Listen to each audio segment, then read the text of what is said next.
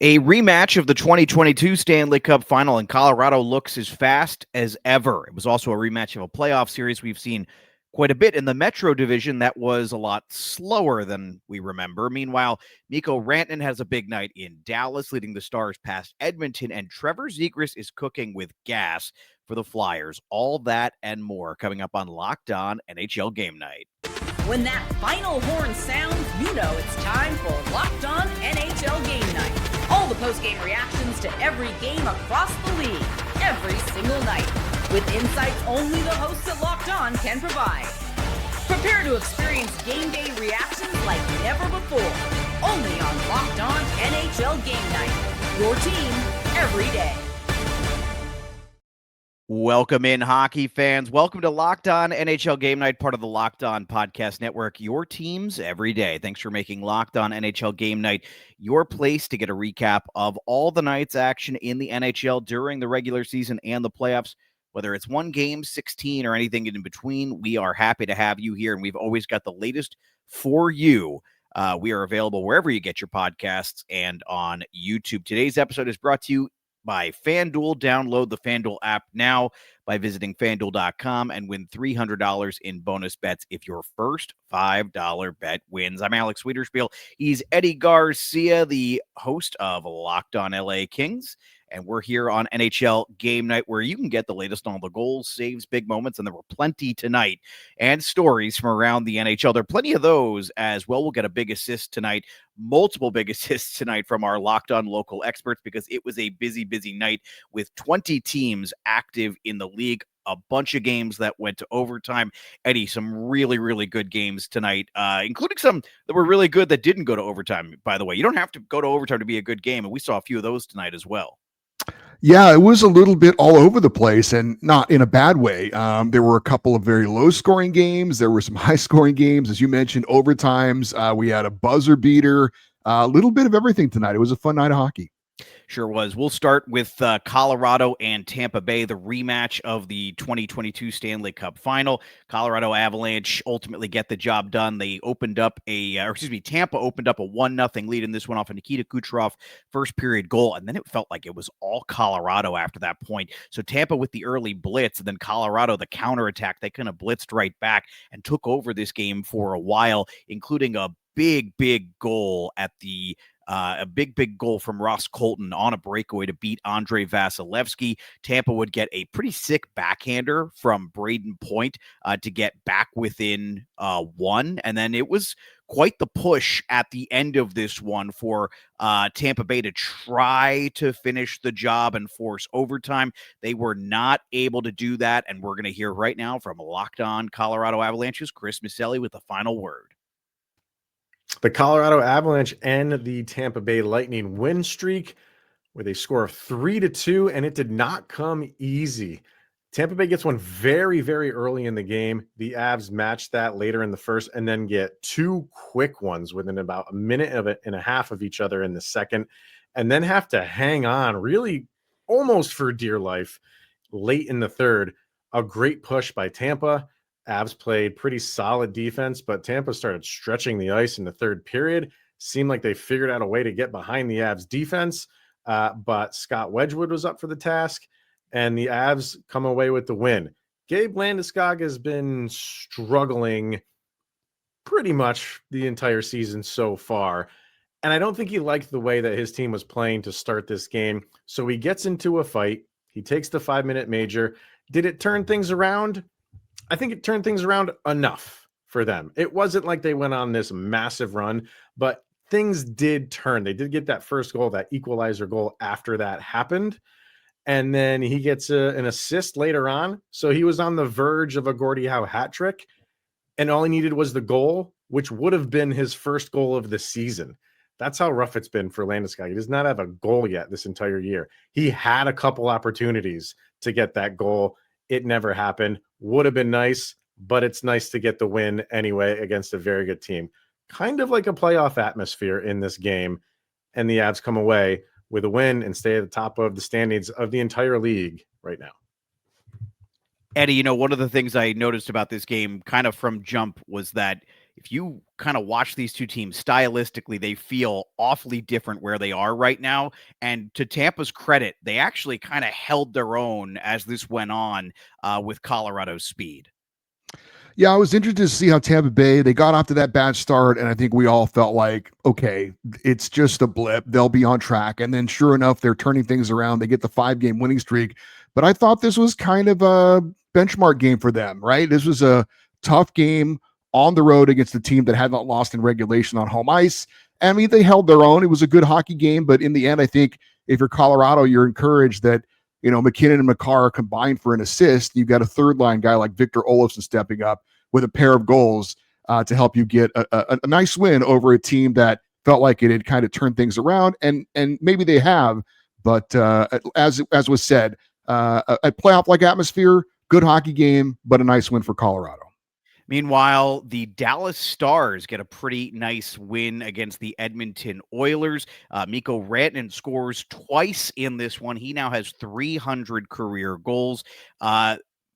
Miro Heiskanen scores a goal in this one. Leon Draisaitl does Leon Draisaitl things. His goal from seemingly an impossible angle in this one. But the Edmonton Oilers ultimately fall in this one. This one went to the shootout. Final score of 4-3.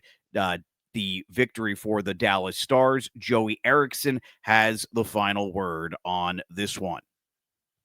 It's about as good as it gets for a regular season hockey game. The Stars win a thriller in a shootout over the Edmonton Oilers by a final score of 3-2 in a Western Conference final rematch. And what would the Stars be without Mikko the Moose Rantanen on his bobblehead night? Scores twice, was an absolute beast in the hockey game. The Stars trailed 2-0 at one point. They crawled all the way back to get the game to overtime, and the Stars come out victorious. And they were the better team in this hockey game, and that is why it felt like they had to get the full 2 points. They already extended their point streak to 7 straight games, but to get the full 2 tonight was impressive from the Stars. And the Moose and company find a way to get it done. Man, he is as good as it gets, and so was this game. Stars take it 3-2 in a shootout. Feels like the Stars are finally starting to cook a little bit, Eddie. They were off to a little bit of a slow start, but they're moving now. Yeah, no doubt. I think it's points in 7 straight games now for Dallas. And Mikko Rantanen, this is why they got him, right? Big games against big-time competition. You've got Draisaitl and McDavid both scoring in this one. And Draisaitl, the goal from the goal line, he's done that many times. I've never seen anyone be able to score like that from the goal line. It's crazy. From distance, he shoots it off the goal line, and it's insane. But Rantanen comes up with the 2 big goals. And then Miro Heiskanen with the nice putback off the end boards, knowing your home rink, right? Knowing that bounce was probably going to be there for him to tie it up. And then Wyatt Johnston gets the shootout game winner. But yeah, very, very nice one for Dallas. And as we've seen for Edmonton, there have been times this year they've gotten off to the good starts and haven't been able to hold on to leads. Let's give the final word on this one to Locked On Edmonton Oilers, Nick Zareris. The Edmonton Oilers lost a game they shouldn't have. On back-to-back nights, the Oilers played reasonably well for 2 periods and could not find that put-away goal. Tonight, falling 4-3 in the shootout to the Dallas Stars on a night where, as the game went along, the Oilers got better defensively. They gave up 11, 8, and then 5 shots on goal to the Stars over the course of the game. Unfortunately for the Oilers, Stuart Skinner gave up 2 goals on those 5 shots in the third period. And in spite of the power play opportunities the Oilers had, in spite of the dangerous chances they were able to create, the Oilers played pretty well off the rush tonight. They once again were beaten on the margins on a handful of sequences where you feel, okay, you were able to salvage a point, second half of a back-to-back on the road against a good team in Dallas. But at the same time, this was a winnable hockey game that a handful of mistakes cost you once again, and that's starting to become the recurring theme of this team through the first 5 weeks of the season. All right. We thank Nick as always. And I get it. Edmonton, this is not a fun time of year. Every year it seems like in Edmonton they start slowly. We'll talk more about them, I'm sure, as the season goes on and on the Dayside Show. Before we go to break, real quick, we got to talk about Detroit and Vegas. What a weird kind of low event game. Detroit finishing the 5th game of a road trip, only 1 goal, the decider in this one. Ivan Barbashev gets the winner, Akira Schmid with the shutout. Eddie, this is a really good road trip for Detroit, but this is a very good win for Vegas. Yeah, and you're right. This is not the way I saw this one going down. Obviously, there's good offensive talent on both sides. John Gibson plays a nice game in net for Detroit, allowing just the 1 goal on 34 shots against. So he played well enough to win, but as the pitcher who throws a quality start gets no run support, he gets no help in this one from his offense. But you're right, kind of a weird game. Did not expect it to be this kind of, I think you said low event game. I think that was accurate. But hey, Vegas continuing without Aiden Hill, finding ways to get it done with their backup goalie. So that is encouraging. Was it a goal? Was it not a goal? The NHL said it was a goal. We'll talk about that wild ending in Minnesota, between Minnesota and Nashville, on the other side of this break here on Locked On NHL Game Night.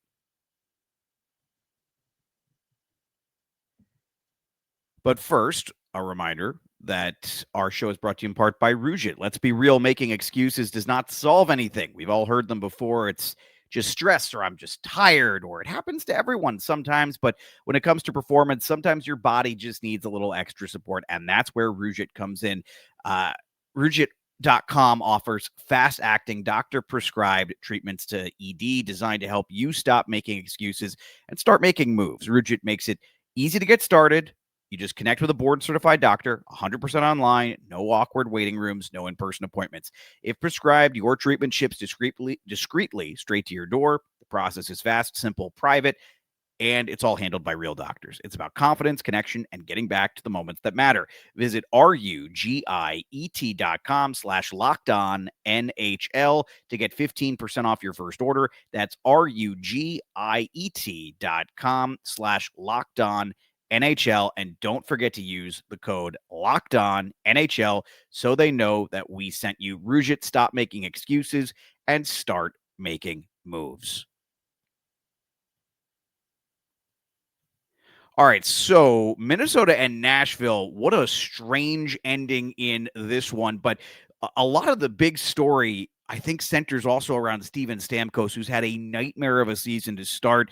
Scores the game-tying goal to force overtime, Eddie, with 0.3 seconds left. And as Andrew Brunette described, on a goal that very, very few players historically would be able to score. It was a very vintage Stamkos one-timer on a slap shot. Hard work by Nashville just to make it happen and get that extra point. And hopefully, if you're a Predators fan, a sign of things to come. We'll get to the weirdness in overtime in a second, but let's start there. It's been a rough start for the Predators. It's been a rough start for Stamkos. I wonder if that maybe gets him going. Well, if you're Nashville, you certainly hope so, because he looks cooked at this point. But you're right. That was vintage Stamkos. It wasn't on a power play where we've seen him score from around that left faceoff dot on the one-timer down on one knee a lot. But it was that exact type shot. And they needed that, obviously, to send this thing beyond regulation, at least get a point out of it. But Nashville has had issues scoring goals. So has Steven Stamkos. So you're right. They're hoping that maybe this can get him going, because it hasn't been pretty so far. No, it has not. And before we get to our contributor from Minnesota, so the winning goal, absolutely one of the more bizarre ones I've ever seen. Worth noting, I think you and I had very similar interpretations. And right now, I think not only are we in the minority among fans and spectators alike, but we're in agreement with the NHL, which feels even weirder right now. So that sequence, I'm curious to hear from your perspective. So Marcus Johansson gets the winning goal. Kirill Kaprizov with a great zone entry and an opportunity, and then Justus Annunen kind of knocks the net off. And from what I had been told, it seemed like it had maybe been loosened earlier in the overtime period, and he kind of elbows the post, knocks it off its mooring, and all of a sudden you're thinking, well, the play is dead. He's even looking at the referee, I'm pretty sure. And Johansson fires a backhander shot that bounces off the moving net back to him, and then he sends it over the goal line for the goal. And so there's some interesting interpretation here of whether or not this is a goal. But I think you and I saw this the same way, that this probably should have been a goal. Yeah, it's interesting you say that, because when I watched the replay, I was wondering, that net came off awfully easily. Was it already off? And when I went back and watched it, I didn't see that it was, but I have to say, the theory that it was knocked loose or it wasn't completely on properly makes sense, because he didn't hit it that hard to knock it off the way he did. But the goaltender for Nashville, Justus Sandinen, it was him that knocked it off. There was no doubt about that. And when you do that, you don't get rewarded for it. So I completely agree with the officials letting that play continue and play out. And the fact that he didn't score on the first shot didn't matter to me. He was still continuing the play as it happened. It wasn't like he passed it back out to the point and then got it or something like that. I thought it was a continuation of the action, and I thought it should have been allowed to be counted as a goal, and it was. Yeah, he wouldn't have got the rebound if the goal isn't kicked off its moorings. Essentially, Right. He's not getting that rebound anyway. So I understand that interpretation of it, but it still comes back to the same thing. It was loose because of action of the goaltender, so the play has to continue. I saw it as a goal. I know we were in the minority. I'm not even sure Seth Topal of Locked On Minnesota Wild thought it was a goal. Let's hear what he has to say. After the Wild blow it in regulation, the Predators blow it in overtime. I still don't think that's a goal. Hey, everybody. Seth Topal, host of Locked On Wild, your daily Minnesota Wild podcast, recapping a weird 3-2 overtime win for the Minnesota Wild, to say the least. The Wild playing the Predators, who were playing on the second night of a back-to-back, and this one was a bit of a snoozer. The Wild, 2 power play goals in regulation. Steven Stamkos tied the score at 2 with 0.3 seconds left on the clock. And in the overtime period, Marcus Johansson takes the putt towards the net. Justus Sandinen knocks the net off, and Marcus Johansson tips it in. But if the net would have been on, it wouldn't have been in the goal, but it's a goal. And the Wild get both points.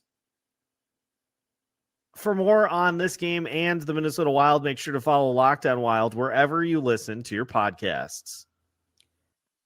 I love that there's so much room for interpretation with this. And I really, like, usually I'm like Mr. Black and White. I hate the idea of like the kicking in a goal rule. I think it should either be legal or illegal. I don't want any gray area. This, I think, is actually I think this level of disagreement is actually kind of funny.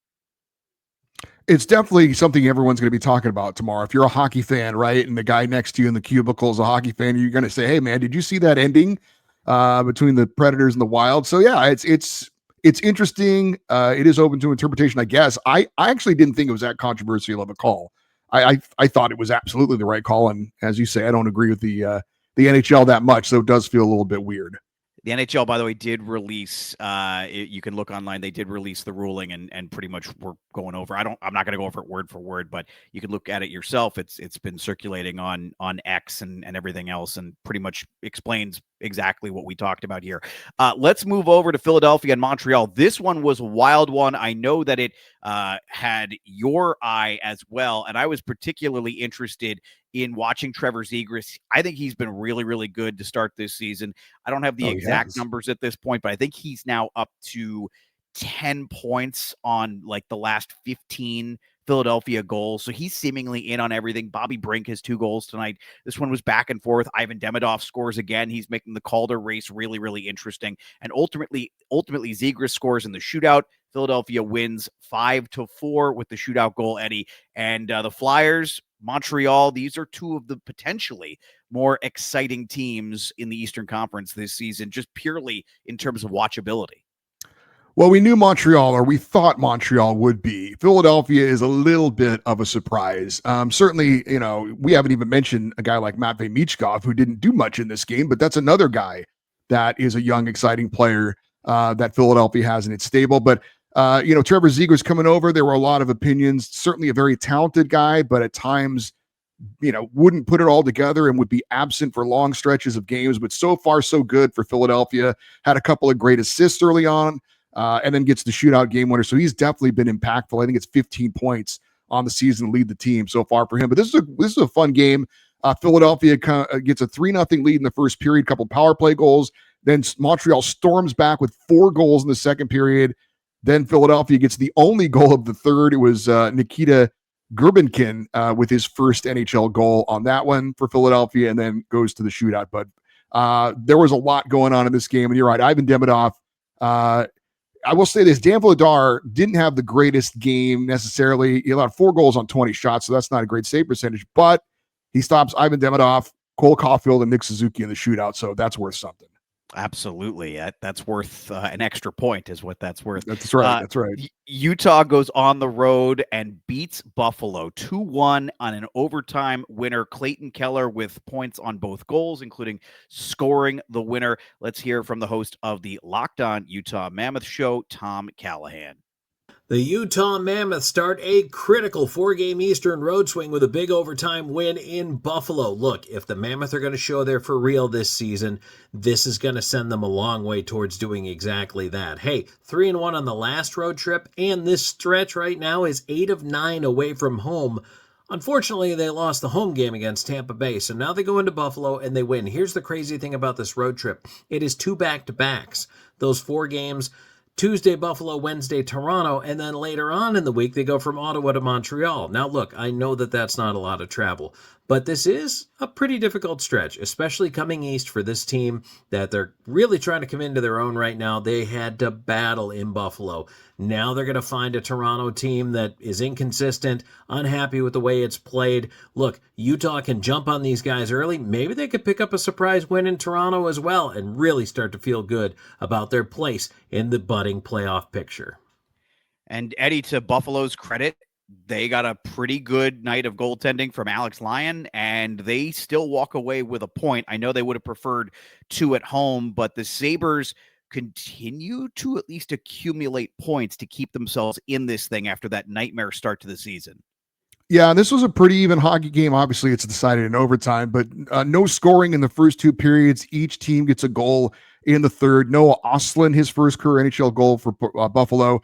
But in the overtime, one of these things we see now, Kirill Velmelka made a save, and his teammates yelled at him, play it. We don't want the face-off.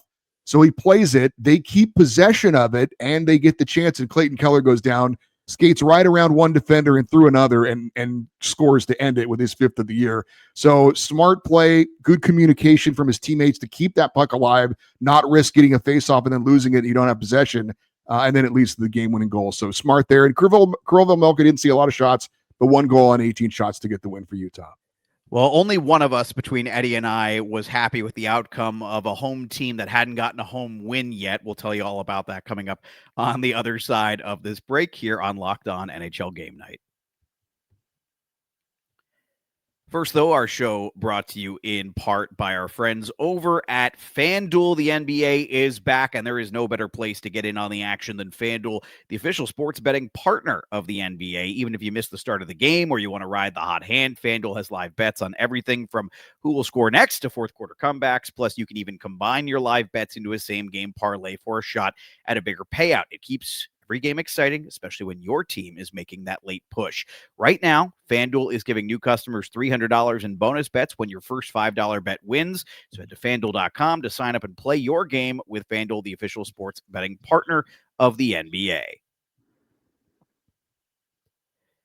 All right, so we want to start with the LA Kings and Winnipeg Jets because they came in tonight. LA, one of just 2 teams without a home win, Eddie, and the Kings get the job done in this one. Pretty solid third period, too, to end this one, drawing a couple of penalties to put themselves on the man advantage, ultimately take down Winnipeg 2-0. Yeah, special teams have been a big issue for my LA Kings this year, both taking too many penalties and not being opportunistic on the power play, but they get a big double minor. Corey Perry gets hit in the face with a stick, draws blood, and they take advantage of it. Kevin Fiala with a power play goal to put it away, all in support of Darcy Kemper, who had a fine game going up, head to head against Connor Hellebuck. Obviously, Kemper gets the shutout, 23 saves. I did want to mention a couple of milestone goals. Adrian Kempe gets his 200th, and Drew Doughty his 162nd into an empty net. He's now the leading all-time defensive scorer for the LA Kings passing Rob Blake. But yeah, Winnipeg 4-0 on the road coming into this one. The Kings had not won at home yet. When I think about, my team and I'm doing my show, I always write down something. What is my one thought of the day or whatever going into that game? And it was, I want to see them play with desperation. And they did that for 3 periods. And even when it wasn't the cleanest, they were flying around the ice. They were being aggressive. If they were going to make a mistake, it was going to be going 100 miles an hour. So it was good to see them come out with that desperation and get rewarded for it as well in the end. Final in that one again, 2-0, and then to Madison. 3-0.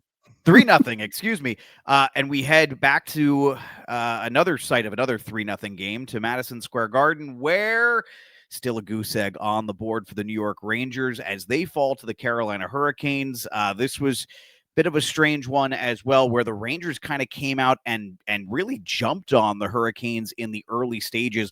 It was a power play goal in the first period. The Canes had back-to-back power plays that really took the wind out of the sails of the New York Rangers. And from that point on, after Nikolai Ehlers got his first goal of the season, he really started to get things going. 2-point night for Sean Walker.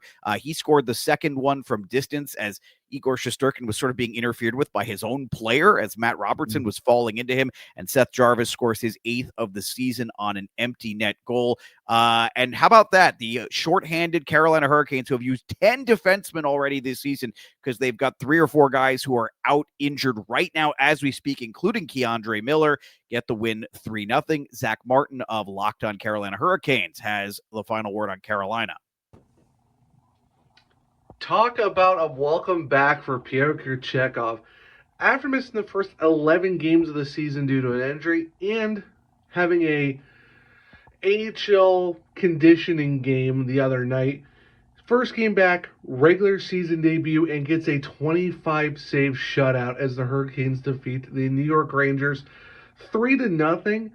On top of that, held them without a shot for 21 minutes, dating back from 8:08 left in the second, and they got their first shot of the period and their only shot of the third with 7 minutes left. Absolute shutdown clinic on the defense for the Hurricanes. Nikolai Ehlers gets his first goal with the team after not scoring one for the first 11. Good to see him on the score sheet. Sean Walker gets his second of the season and picked up a primary assist as well, so a multi-point night for Walker. Seth Jarvis, 8th goal of the season, ices the game, final nail in the coffin, makes it 3-0, and the Hurricanes are now 8-4 on the season. And now the Rangers, how about 0-5-1 to start the season? Hey man, Metro Division showdown, you got to get the points when you can, and this is the one the Hurricanes are going to remember. That last stat, of course, at home. Let's hear from John Chick of Locked On New York Rangers. He has some thoughts. Let's just put it that way. The New York Rangers might never win another home game. In fact, they might not ever even score another goal in Madison Square Garden for the rest of this team's existence. The home and away splits to start this season are absolutely insane. They sound made up. It doesn't sound like it could even possibly be true, but it is. They are 0-6-1 at Madison Square Garden, and they are 6-1-1 on the road. And as far as why this is happening, as far as why this Ranger team has just 1 goal in 15 periods in their home games against everybody except for the San Jose Sharks, the reason stats like this exist, the reason the home and away splits as far as the record is concerned are as dramatically different as they are, I have a theory on this. It might be because the Rangers are playing more low-event hockey than we've ever seen them play in recent history. And on one hand, that's good. It's good to be committed defensively, and obviously the Rangers have bought into Mike Sullivan's system to mix results so far this season. Again, the mixed results are basically it works on the road, it doesn't work at home. But as far as why it's going this way, here's the theory. The Rangers on the road, when they're playing low-event hockey and they're shutting down their opponent and they're taking the fans out of it, that's a lot of fun for the team. That's a lot of fun for the players. I just feel like low-event hockey in general is more conducive to success on the road than it is at home, because when you play this way at home, you're doing the same thing, but you're taking your own fans out of the game, and it's galvanizing your opponent, as opposed to when you're on the road and it galvanizes your own team, playing low-event hockey and shutting everybody down. So we'll dive into this in greater detail in the next episode of Locked On New York Rangers. Do not miss it. All right, much appreciated, John. I can't wait for that episode. Let's jump over to Anaheim and Florida, where the Ducks drop a touchdown on the defending champs, Eddie. 7-3, a hat trick for Cutter Gauthier. Chris Kreider scores another one of this one. I think Jacob Trouba got his third goal of the season as well. A lot of former New York Rangers doing some damage for Anaheim. And the quote of the night in Anaheim, this team looks nothing like the team from last year. That was from the Anaheim broadcast booth. What a win for the Ducks. No doubt. I really thought they were a year away, but I saw this coming. I didn't think it would be this soon, and if they can sustain it, then look out. But the young talent is gelling. The older guys are chipping in. Chris Kreider gets his 7th of the year. Lucas Dostal is a solid young netminder, and Cutter Gauthier comes over from Philadelphia. That trade has worked out. Trevor Zegras goes to Anaheim. That trade's worked out for them. There's definitely some good young talent on this Duck squad. I'm just surprised we're seeing it as soon as we are at this point. Yeah, looks like the Quenneville effect appears to be working. And finally, Boston and the Islanders. This one would go to a shootout. Merit Kusnedinov with the shootout winner in this one. How about this, the weirdness going on in Boston right now? They start by winning 3, then they lose 7. You, me, and Shu all had some very, very big thoughts about that losing streak, including that loss to Ottawa in Ottawa. And now they've won 5 in a row since then. What's going on with the Boston Bruins? A little bit schizophrenic, I would say right now. But this was a fun game. Certainly back and forth. You talked about Marat Kusnedinov. He had a game-winning goal the other night as well. So he gets the game-tying one in this one, and then wins it in the shootout. And this is a guy who's kind of bounced around. He's still young, but I don't know what his prospects are. But he's hopefully for himself found a home there in Boston. And there was some physicality in this one. Matthew Schaefer got roughed up by Nikita Zadorov, and that got a lot of attention. And got the crowd into it as well. So there was a lot of fun things going on in this one. Really hard-fought hockey game. Matt Schaefer, by the way, picks up another assist in this one. So the Calder race continues to be interesting. Now, that is something, folks, I'm sure we'll talk about on the Locked On NHL Daily Show. You can check that out. Make that your first listen tomorrow. If you want complete coverage of your favorite NHL team, by the way, there is a Locked On NHL Team podcast and YouTube show for you, because we have one for 31 of the 32 teams, and we are working on the Calgary Flames. We'll have that up and running hopefully very soon for you. This show, Locked On NHL Game Night, is here for you each and every night of the regular season and the playoffs as we wrap up the night in the NHL. Don't forget to like and subscribe to this show if you're watching on YouTube. We want to see your thoughts on tonight's game in the comments section. Who is running away with the Calder race? Is anyone running away with the Calder race now that Demidov is playing as well as he is? Anyway, we'll hear from you. That will do it for this episode of Locked On NHL Game Night. For Eddie Garcia, I'm Alex Wiederspiel. Thanks for listening and watching Locked On NHL Game Night, part of the Locked On Podcast Network, your teams every day.